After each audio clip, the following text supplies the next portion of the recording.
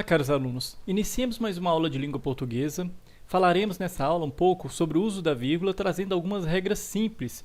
A vírgula tem sido objeto de muitos questionamentos, principalmente para as pessoas que vão fazer um concurso público, ou o Enem, uma redação, que precisam utilizar esse tipo de pontuação.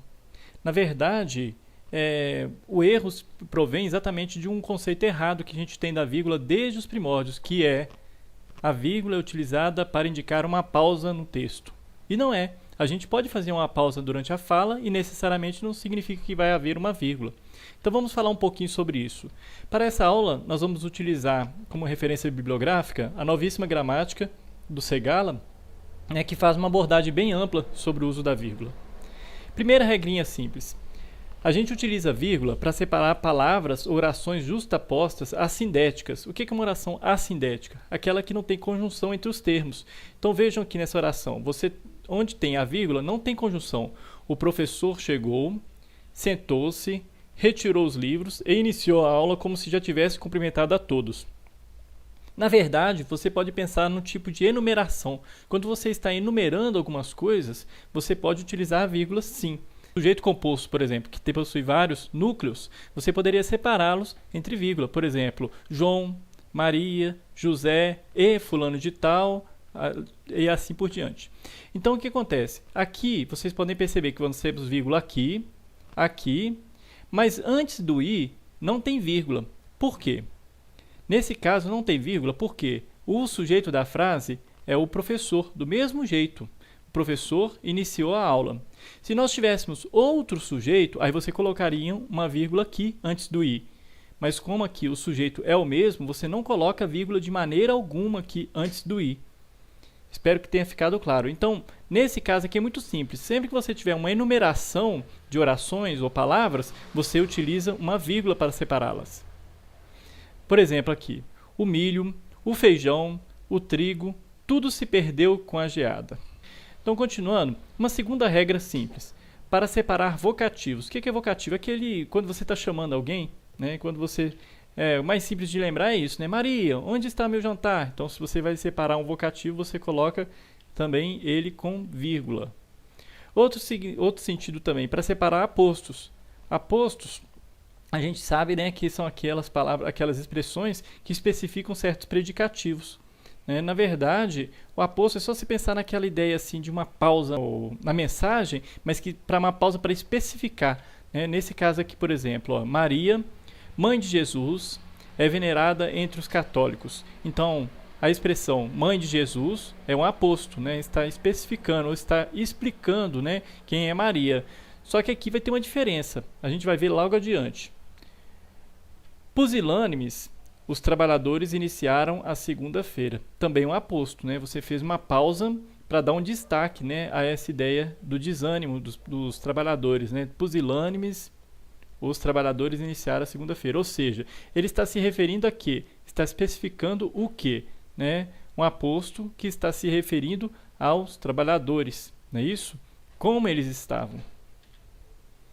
Nós também utilizamos para separar orações explicativas.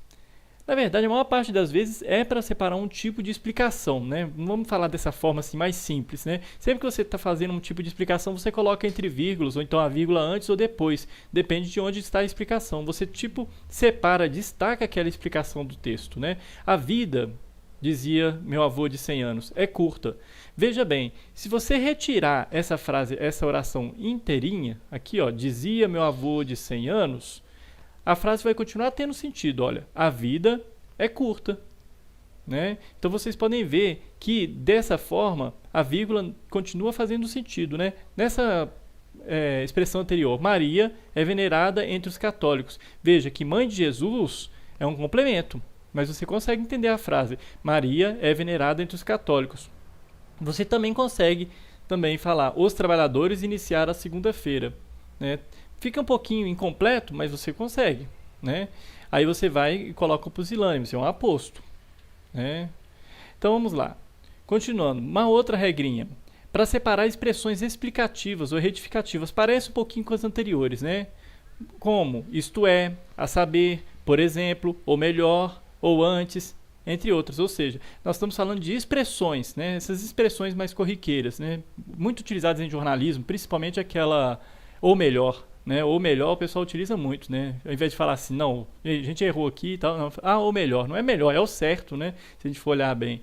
Então, por exemplo, a microcefalia é causada pelo vírus conhecido como Zika, vírgula, ou melhor, vírgula, também pode ser causada pelo vírus conhecido como Zika. Em que sentido que está falando? Ou seja, a microcefalia é causada pelo vírus conhecido como Zika, mas na hora que você fala ou melhor, você está querendo dizer o seguinte, opa, a frase não ficou bem formulada, eu vou formular ela de maneira melhor. Também pode ser causada pelo vírus conhecido como Zika, ou seja, porque existem outras doenças, tanto causadas pelo vírus, como também existem outros tipos de microcefalia que não são causadas pelo vírus, né? E assim por diante. Então vamos lá. Para separar orações adjetivas explicativas. Agora que vai entrar um caso parecido com o que a gente viu lá atrás. Olha, eu repeti de novo o exemplo de outra forma. Maria, que foi a mãe de Jesus, é venerada entre os católicos. Vocês viram lá atrás que era Maria, a mãe de Jesus, é venerada entre os católicos. Nessa outra expressão, você não tinha o que. Quando você tiver esse que aqui, né? Quando você tiver a qual, o qual, as quais, né, e assim por diante, na verdade, isso aqui é uma oração adjetiva explicativa. Mas como é que eu uso da vírgula? A mesma coisa, também entre vírgulas da mesma forma. Então não adianta, não precisa você decorar oração adjetiva explicativa, ou que é assindética naquele primeiro caso. Basta que você guarde isso. Por exemplo, Maria é venerada entre os católicos. Você continua tendo uma formulação completa da frase, né? Então você consegue separar a oração. Aqui, para separar orações adverbiais ou adjuntos adverbiais. Veja esse exemplo. Enquanto ela fazia o almoço, ele assistia ao futebol.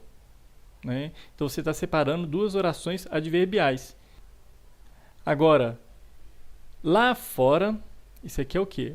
Um adjunto adverbial de quê? De lugar, não é isso? Lá fora, vírgula, a chuva inunda todas as ruas. Outro adjunto adverbial. Ontem, vírgula, todos vieram jantar aqui em casa. Um adjunto adverbial de tempo, não é isso? E aqui nós temos um outro adjunto adverbial de modo, né? De um modo geral, vírgula, não gostamos de pessoas estranhas. Então, aqui nós temos adjuntos adverbiais, né? E aqui a gente tem uma oração adverbial. Qual que é a diferença? Na verdade, vocês veem que o uso da vírgula é a mesma coisa, né? Você separa do mesmo jeito. A única diferença aqui é que aqui é uma oração adverbial, por quê? Porque aqui você tem o verbo, não é isso? Aqui você não tem verbo. Continuando. Para indicar a elipse de um termo. Para quem não sabe o que é elipse, é quando você tem uma coisa que está oculta, né? Aquilo que você está querendo dizer que está oculto naquela sua expressão. Por exemplo, eu digo, uns diziam que se matou, outros que fora para o Acre. Aqui, ó, outros significa o quê? Outros diziam, ou seja, está oculto aqui a expressão diziam, né? Uns diziam que se matou, vírgula, outros diziam que foram para o Acre. Então, quando acontecer esse tipo de elipse, você tem que colocar entre vírgulas. Né? O interessante é que se você colocasse outros diziam, aí você não colocaria entre vírgulas, né? Você não colocaria uma vírgula aqui. Mas como você ocultou a palavra diziam, você tem que colocar ele entre vírgulas. Nós utilizamos também para separar certas conjunções pospositivas que não se usam no início das orações. Ou seja, o que é uma conjunção pospositiva? Aquela que não se usa no início da oração. Como porém, contudo, pois, entretanto, portanto. Ué, professor, mas a gente usa isso também de vez em quando no início de oração? Pois é, aí depende do caso. Então vamos ver em quais casos que a gente tem. Nesse caso aqui, por exemplo, as pessoas delicadas, vírgula, entretanto, vírgula, haviam desde a véspera abandonado a cidade. Veja bem, aqui nós temos um caso diferente da adversativa. Por quê? Lá no caso da adversativa, eu vou dar um exemplo, já vou falar sobre ela aqui agora. Nesse caso aqui, por exemplo, vamos ver, comparar as duas. Estou atrasado, entretanto, vou atendê-lo imediatamente. Nesse caso aqui, está errado. Eu não colocaria entre vírgulas. Por quê? Porque nesse caso aqui, nós temos uma ideia complementar aqui. Não é isso? Eu estou atrasado, entretanto vou atendê-lo imediatamente. E você tem aqui, na verdade, uma expressão completa, né? Você tem aqui dois verbos, vejam bem que são dois verbos, né? E que se você tirar um entretanto, né? Nesse caso aqui, ó, estou atrasado, vou atender imediatamente, perde totalmente sentido. Não é isso? Se você tirar esse entretanto aqui, perde totalmente o sentido da frase.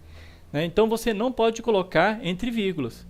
Então, quando você colocar entre vírgulas, significa que se você tirá-lo, não vai perder tanto o sentido. Então, nesse caso, por exemplo, as pessoas delicadas haviam desde a véspera abandonado a cidade. Hoje, não perdeu o sentido. Você pode tirar o entretanto, que não vai perder o sentido. Na verdade, o entretanto aqui vem o quê? Complementar. Então, neste caso, a gente não utiliza. Não é isso? A vírgula, ele é entre vírgulas. A gente só coloca a vírgula antes da adversativa. Nesse caso aqui, a gente coloca entre vírgulas, porque você consegue conservar o sentido da frase. Outra regrinha simples. Para separar elementos paralelos de um provérbio. Então, quando você está comparando uma coisa com a outra, por exemplo, a mocidade é um erro, a idade madura uma luta, a velhice um lamento. Então, nesse caso, você está fazendo comparações, você coloca vírgula.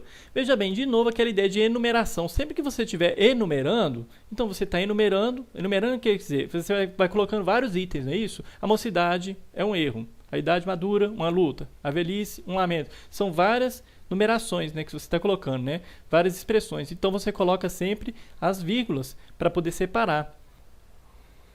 Então, vamos para o próximo. Para separar termos que desejamos realçar. O dinheiro, Jaime o trazia escondido nas mangas do paletó. Ou seja, você está querendo ressaltar a expressão o dinheiro. É isso? Outro caso simples, para separar nas datas o nome do lugar. Isso aí é uma regra básica que todo mundo já utiliza, né? Belo Horizonte, 1º de fevereiro de 2016. Então, quer dizer, vocês podem perceber que o uso da vírgula ele é muito tranquilo quando a gente começa a perceber que ela vai sempre dar destaque a alguma expressão. Né? Praticamente a vírgula não é para ficar dando pausa, é para dar destaque em alguma coisa, quase sempre. Né? Uma frase explicativa, para enumerar determinados elementos. Não é isso? A vírgula ela tem essa função. Tanto que se a gente mudar a vírgula de lugar, muda totalmente o sentido da frase. Né? As pessoas que são formadas em direito mesmo se utilizam muito disso, às vezes para poder pegar brechas na legislação, para poder achar, por exemplo, as ambiguidades da lei. Né? Então vamos ver agora casos que não se utilizam vírgula de jeito nenhum. Por exemplo, entre sujeito e objeto, todo mundo sabe, né? Lógico que quando entre o sujeito e o objeto tiver uma frase explicativa, aí você coloca uma vírgula, mas não é porque está separando o sujeito e o objeto. Né? Por exemplo, aquele que eu falei, Maria, a mãe de Jesus, é assim, assim, assado. Ou seja, a Maria, aí no caso a mãe de Jesus, não é objeto da frase, né? No caso aqui, a outra que é objeto, né? É venerada pelos católicos. Então, nesse caso, Maria é venerada pelos católicos. Nesse caso, teve vírgula por quê? Porque você teve uma frase no meio. Mas nesse caso aqui, a maior parte dos alunos confunde bife de caçarolinha com rifle de caçarolinha. Você não pode separar a maior parte dos alunos, vírgula, de confunde. Então, isso acontece muito, principalmente quando o sujeito é muito grande, né? Quando você tem o núcleo do sujeito, no caso aqui, a maior parte dos alunos. Aí você tem as pessoas costumam pegar, colocar uma vírgula porque sente falta de uma pausa na fala. Você pode fazer a pausa, ó. A maior parte dos alunos confunde bife de caçarolinha com rifle de caçarolinha. Quer dizer, você pode muito bem fazer a pausa onde você quiser, sem necessariamente ter que colocar uma vírgula. Né? Outro caso aqui, também, entre verbo e complementos, a gente também não coloca. Isso é até difícil da gente dar exemplo, né? Porque o presidente da Câmara criticou as ações do governo atual. Você separasse a frase aqui, já ia ficar sem sentido. O presidente da Câmara criticou as ações do governo atual. Veja que até para a gente falar fica difícil. Então, nesse caso aqui, eu acho que quase ninguém erra, porque ninguém faz pausa nesse momento aqui, né? Sempre o verbo, ele sempre vai pedindo um complemento, né? Transitivo, né? No caso, o verbo transitivo direto ou indireto. E antes da oração subordinada adverbial consecutiva. Muito simples esse caso, né? Por exemplo, quando você tem uma oração que vai dar consequência ao anterior. Por exemplo, o jogador reclamou tanto que foi expulso. Ele acabou sendo expulso, né? Então essa foi a consequência dele ter reclamado tanto. O jogador reclamou tanto, vírgula, que foi expulso. Você não coloca uma vírgula aqui. Tem gente que colocaria, né? Porque a pessoa quer dar ênfase à reclamação do jogador, né? O jogador reclamou tanto que foi expulso. Não. O jogador reclamou tanto que foi expulso. Por quê? Porque é uma oração subordinada adverbial consecutiva. Precisa guardar que é adverbial? Que precisa guardar que é subordinada? Lógico que essas coisas a gente tem que acostumar. Mas, para o uso da vírgula, basta que vocês compreendam isso, essas regras básicas do português. Então, pessoal, muito obrigado pela atenção, espero que tenha ajudado. Se vocês tiverem alguma dúvida, podem deixar nos comentários. Muito obrigado.